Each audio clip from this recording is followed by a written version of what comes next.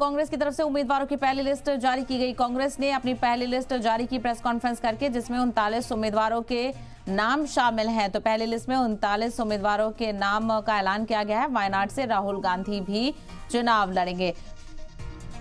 आपको बताते चले, कांग्रेस पार्टी की तरफ से लिस्ट जारी कर दी गई है। 39 नाम इसमें शामिल हैं।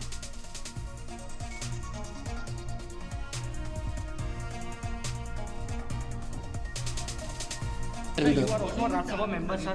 Sir, you are also a Rajya Sabha member. Your name, 2020. sir, your name is also in the list, sir, and you are a Rajya Sabha member, sir. That's why I told you, brother, our priority is to win maximum Lok Sabha seat to defeat Modi in this next election. Our target is to win maximum parliament seat for Congress party. The top priority is to win maximum Lok Sabha seat. That's the priority. तो आपने देखा, press conference के बाद media से खिताब करते हुए के सी वेणुगोपाल ने कहा कि हमारा मकसद है कि बीजेपी को ज्यादा से ज्यादा सीटों पर हराया जाए।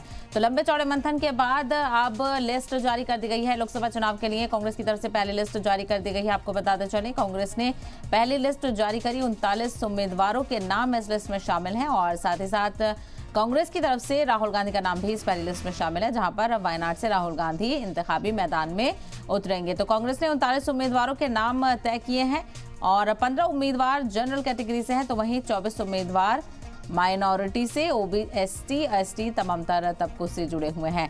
तो छत्तीसगढ़ से डॉक्टर शिव कुमार अहरिया भी